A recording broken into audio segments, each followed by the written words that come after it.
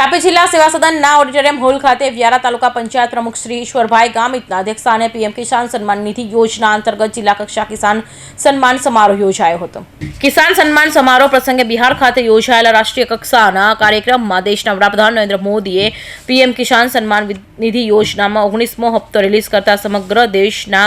9.7 કરોડના લાભાર્થીઓને ખેડૂતોના બેંકના ખાતામાં 22,000 કરોડની સહાય જમા કરી હતી, જેના ભાગરૂપે તાપી જિલ્લાના 95,350 ખેડૂતોને પણ 21.64 કરોડની કિસાન સન્માન નિધિ સહાય સીધી બેંક ખાતામાં ડીબીટી દર મારફતે જમા કરાઈ હતી.